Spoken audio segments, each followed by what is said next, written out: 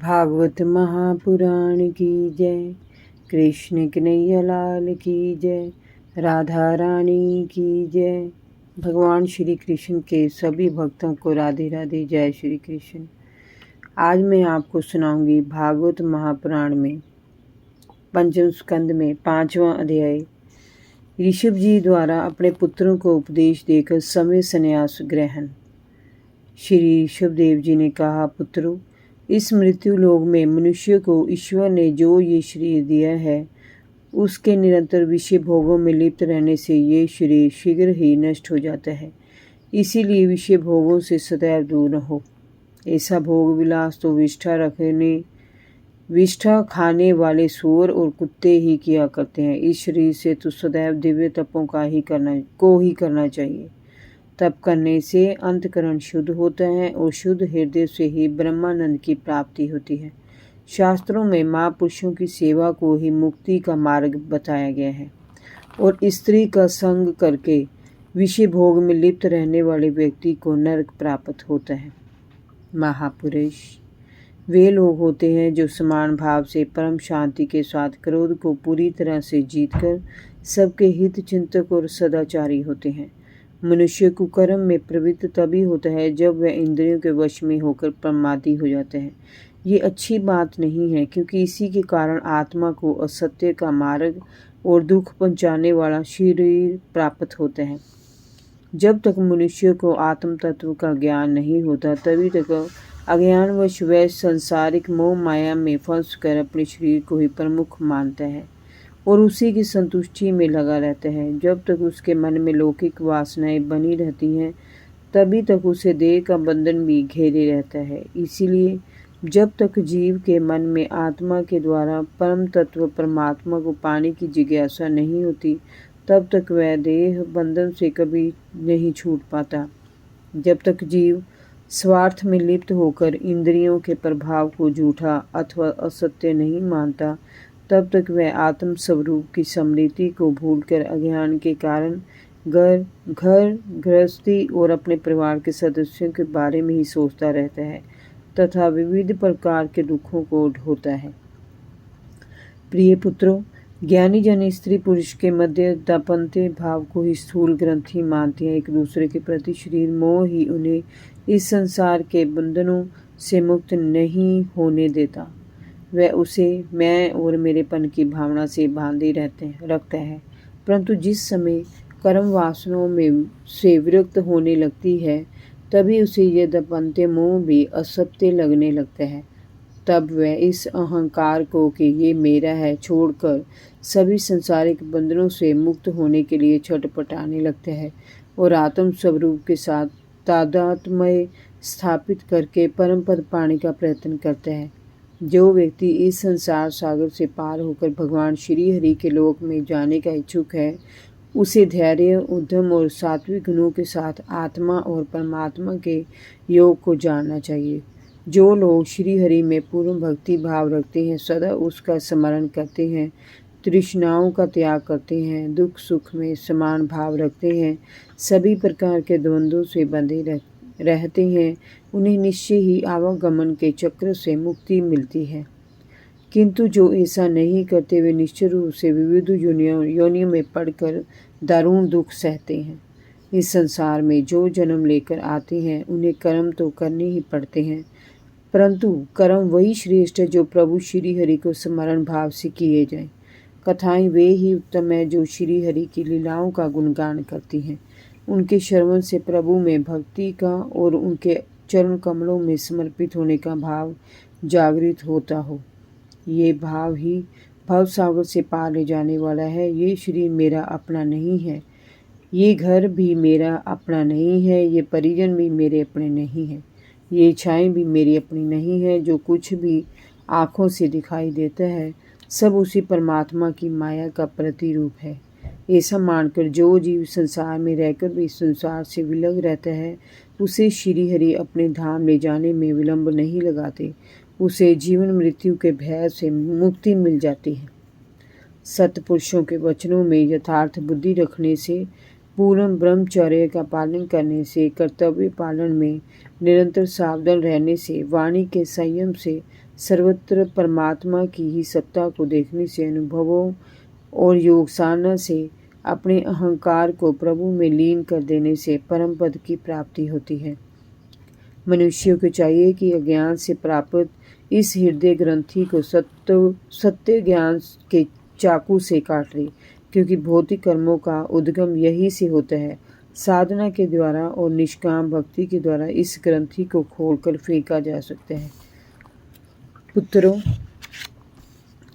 जिसको श्री हरि के लोक की इच्छा हो और परमात्मा के स्नेह को पाने को ही जो पुरुषार्थ मानता हो, वह यदि राजा है तो अपनी प्रजा को, गुरु है तो अपने शिष्यों को, पिता है तो अपने पुत्रों को ऐसी शिक्षा दे जिससे अज्ञान के मार्ग पर चलकर वे संसारिक कर्मों को ही पुरुषार्थ ना मानने लगे। यदि वे ऐसा करते भी हैं तो भी उन पर कभी क्रोध ना करे, अपितु उन्हें समझा बुझा कर संसारिक कर्मों में प्रवृत्त ना होने दे। उन्हें संसारिक विषय वासनाओं के कर्मों में लगाना ऐसा ही है जैसे उन्हें गड्ढे में धकेला जा रहा हो। पुरुषार्थ की सिद्धि इससे कदापि नहीं हो सकती। अपना कल्याण किस बात में है, इसे लोग नहीं जान पाते। वे क्षणिक काम सुखों के मोह में फंसकर अपना विनाश कर लेते हैं। इससे उन्हें रो नरक के दुख भोगने पड़ते हैं। अज्ञान के कारण गड्ढे में गिरने वाले मनुष्यों को बचाने का कार्य ज्ञानी व्यक्ति को ही करना चाहिए। जो गुरु अपने शिष्य को जीवन मृत्यु के चक्कर से नहीं बचाता वह सच्चा गुरु नहीं है। जो माता पिता अपने संसार को भोग विषय कर्मों से नहीं बचाते वे सच्चे माता पिता नहीं है। जो पति अपनी पत्नी को कुमार्गगामी होने से नहीं रोकता वह सच्चा पति नहीं है। जो सगे संबंधी अपने सगे संबंधियों के दुख सुख में काम नहीं आते वे सच्चे हितैषी नहीं है। पुत्रों, तुम मुझे ही परमात्मा का विग्रह स्वरूप जानो। मैं तुम्हें अपने अवतार ग्रहण का ये रहस्य आज बताता हूँ जो साधारण जन के लिए बोधगम्य नहीं है। श्री हरि के अंश से मैंने ही राजा नाभि की प्रार्थना पर उनकी पत्नी मेरु देवी के गर्भ से जन्म लिया है। शुद्ध सत्य ही मेरा हृदय है। धर्म वही है जहाँ सत्य है। अधर्म मेरे पास कभी नहीं फटकता। इसीलिए सतपुरुष मुझे ऋषभ कहकर पुकारते हैं। तुम मुझे मेरे सत्य स्वरूप से उदित हुए हो, इसीलिए ईश्वर का भाव त्याग कर अपने बड़े भाई भरत की सेवा में अपना जीवन अर्पित कर दो। यज्ञ से उनकी सेवा करना ही मेरी सेवा है। तुम्हारे लिए यही प्रजा का कल्याण है। पुत्रों, सभी जीवों में वृक्ष अत्यंत श्रेष्ठ है। उनसे चलने वाले जीव श्रेष्ठ हैं और उनमें भी कीट पतंगों से श्रेष्ठ ज्ञान युक्त पशु पक्षी श्रेष्ठ हैं। पशु पक्षियों से श्रेष्ठ मनुष्य हैं।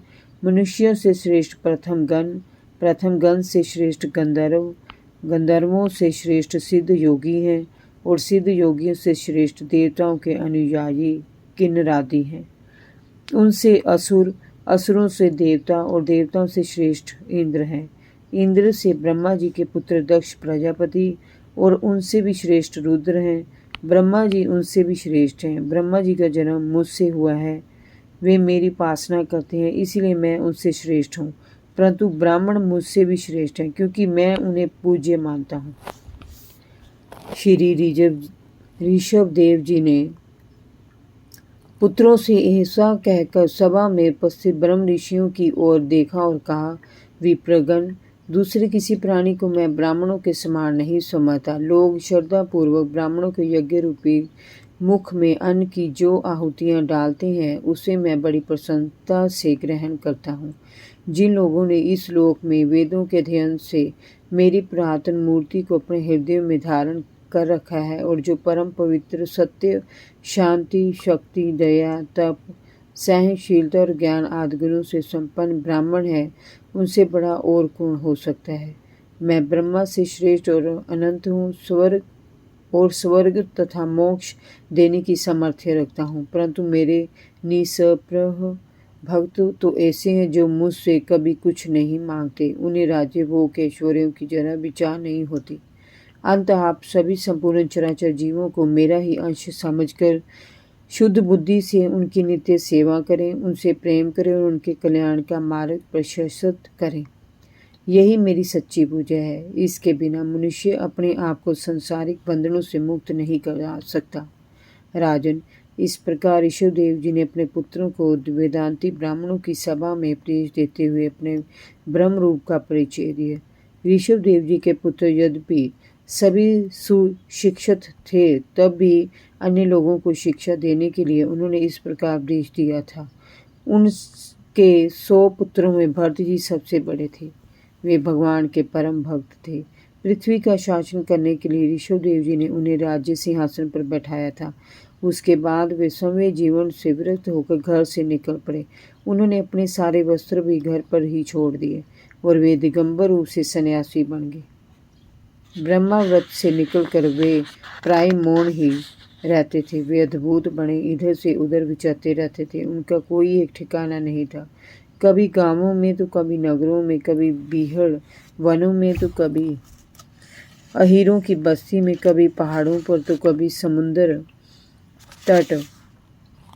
तट पर। मार्ग में मूर्ख लोग उन्हें पागल समझकर उन्हें सताते।